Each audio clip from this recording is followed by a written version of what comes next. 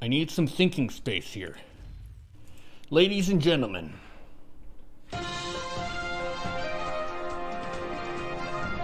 you know what time it is.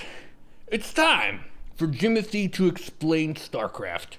So I'm gonna go through this game, and I'm gonna explain what is going on.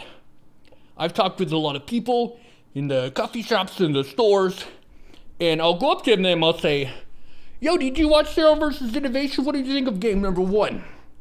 And they will say, I have no idea what you're talking about. And that made me think. It did. Why don't people know about this? This is the best video game. It's been proven by science. They did studies. They even made artificial intelligence to demonstrate that StarCraft is the best video game. But some people don't even know what's going on in it. So I thought to myself, well, why don't I just explain it? So I will do that now. Please pay attention.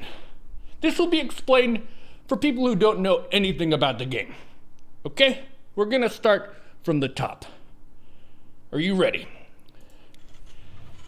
In the beginning, there are 2 players. This is a one-on-one contest.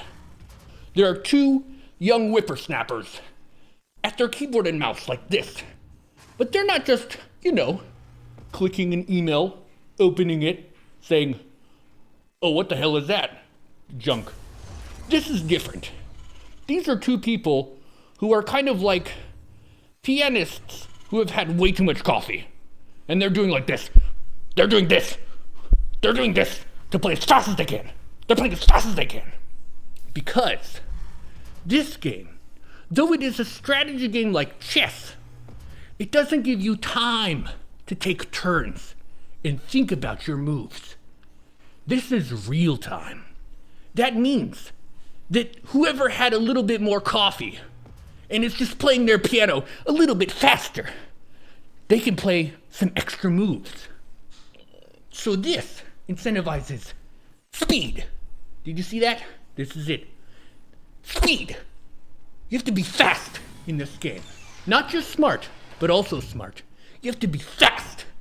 And these are 2 of the fastest competitors of this video game. Now I'm gonna break things down for you. The foundation of this game is economy. Economy. That's getting resources, getting things going, building business. This is business. Look at this. Look at this. Businesses are based upon value. And this, you see this blue crystal here. Let's talk about this. This blue crystal is referred to in the game as minerals. And as everyone knows about water, minerals are vital for survival. And these SCVs are getting all the minerals as fast as they can. This is them really hustling. They're going, their task is to go over to those minerals, use a little drill, grab it, and then carry it, and they have to carry it over to the command center. This is the command center. This is the main base of the player. This is where the magic starts. You have your town hall. We call this a town hall structure. And these workers are trying to get as much of that good stuff as they can and bring it back home so that they can build and prosper. They're doing that. Notice this. Notice the number of these. Notice how it grows. It's growing because this building is training a new worker to go and harvest and to build. This is utilizing the facility that you have. The players have assets, they have resources, they have buildings that can gain value over time. So what's happening here is this player is constantly training new workers so their labor force can increase, so they can build more things over time. And this is a race, so they're trying to do this as fast as they can. You see that? On the other side of things, we have another player doing a similar activity. But notice this base. This is, for some people, they would say this is gross. Other people would say, oh, these are cute, I like these. This is called Zerg. Unlike this, these are Terran, which are basically people in space. The people in space are against the nice, cute space bugs. These are trying to do a similar activity. These are the workers. They're trying to get this yummy blue stuff so that they can build and grow and expand. And it's a race. There hasn't been too much attacking yet. The two players are trying to expand. They're trying to build up their businesses so that they can train really strong warriors to fight against each other in the field of battle. Let's see some of these things in motion here. I'm going to take you through one of the player's perspectives. I just click the camera button. This is what the Terran player is looking at as we go. You might say to yourself, wow, he is just jumping around in screens really fast. Yes, he is. And that's one of the markers of skill of a player. It's their ability to manage their gaze, their focus, and what they are looking at as the match is developing. You see, he jumps to one base. He jumps to his other base. And then he jumps to his scouting force. He has this scouting force here. Do you see that? That's his scouting force.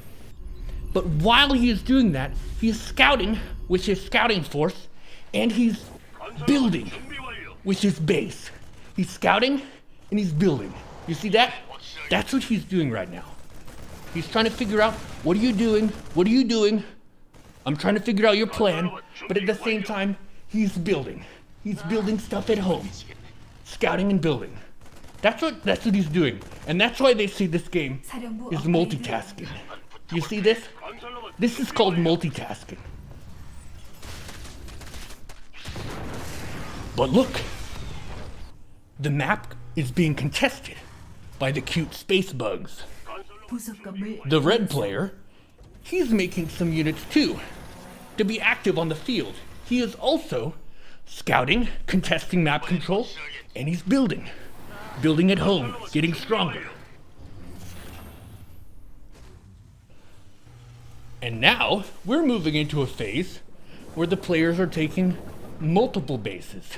At the beginning of this match, the Terran player here only had this as their home base, with these workers doing business here. But now, we have another very exciting place of business.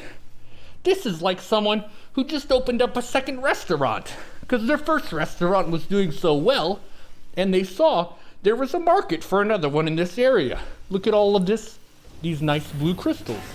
So why not open a business here? This player decided, we're gonna open our business here as well. And that means you can make twice as much money. But you have to hire twice as many people, which means you have to manage stuff. And as everyone knows, management is a pain in the ass. Okay, let's see what the cute space bugs are up to.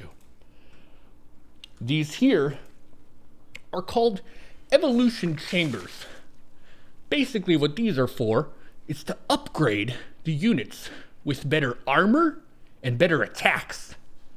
If you're going to be sending troops into battle, you want to make sure they're well equipped. And with the way they structure upgrades in this game, you want to be getting the first level of upgrades, and then that unlocks the potential to research the second level of upgrades, and then there's even a third level of upgrades for your units.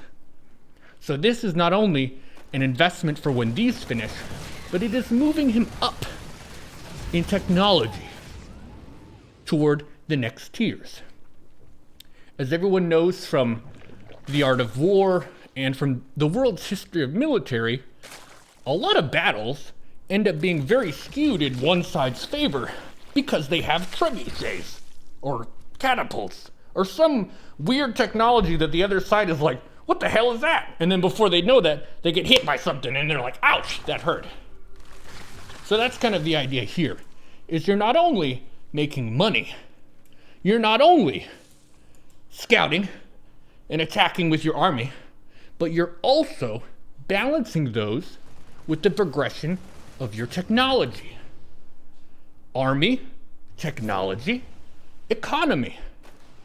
And you're doing these three things while someone is just slapping the shit out of you. Look at this, they're just slapping each other. It's a fight. They're fighting. It's back and forth. It's back and forth. So they've got to do this, but they've also got to block. They block the attacks, and also do an attack. Block an attack, do an attack macro. Block an attack, do an attack macro. If it seems very, very taxing and involved, that's because it is. This is the best video game because it is the most taxing on the individual player, who is given an insurmountable task, really. Neither of these players can do everything perfectly because there are thousands and thousands of things to do. These are some of the best players, but if you looked closely enough, you could still pinpoint a few missteps, just a little bit off perfect. And that's part of what drives them to continue to play the game. This is not tic-tac-toe. This is not. I've heard some people say, StarCraft is tic-tac-toe. It's not. It's not. I'm just gonna put that out there. I know there's a debate about it. It's not tic-tac-toe. It's not fully figured out. There's always a little bit that each player can do to improve at the game. It can be a little bit faster. Their decisions can be a little bit smarter. And the tricky thing is, this is all going so fast that they can't take their time to think about all the why or why not of every given move. A lot of these actions are driven by instinct. It's just the feeling of, this move makes sense to me right now, so I'm gonna flow forward with that move. But you don't necessarily have like 10 listed reasons about, well, this is good for this reason and this reason and if you do that, you're dead. You're dead. Because these fast players, they're just gonna go into your base and kill your stuff. You can't take the time to reason your way through everything. That's what study is for. And that's one of the beautiful aspects of this game. Is that it's not just about playing and playing and playing. It's also about taking the time to stop and to assess and to learn.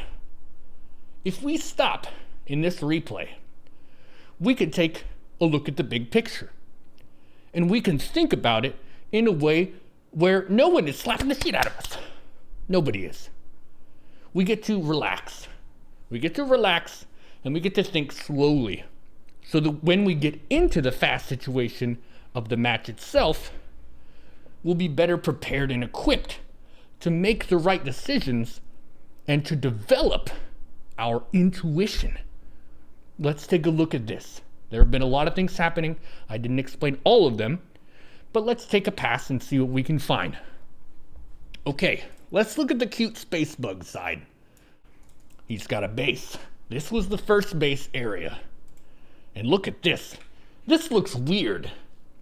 This is called metamorphosis.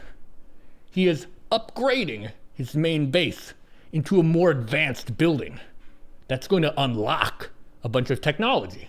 So this is technology moving forward. What is this? This is another building kind of like this one. This is production. This means that he's going to be able to build more cute space bugs over time. You see that? He's got some guys getting the green stuff. That's good. You need some of this. He's getting the blue stuff still. The minerals. That's good too. This base, happily working away. And look, like I said, he's got the level 2 upgrades going. And they're almost done. He's got this. This base is mining happily away. And some of you might be saying, what the heck is that? That's called a queen. And a queen is kind of like the middle management of the team for the cute space bugs. The top level management will be the player, and they're deciding what everybody's doing. But the queen watches over this local store and makes sure if any rude customers come in, she will just attack them, you know, like a middle manager might do. And she also makes sure this is working at maximum capacity, making sure that what's called this larva, which is this undifferentiated space bug, is coming out of this base so that they can build more happy cute space bugs. So there are 3 bases here, but look at this. This is a 4th one here. We've got 4 bases, 5 bases. 5 bases for this guy. 5 stores he's managing at the same time.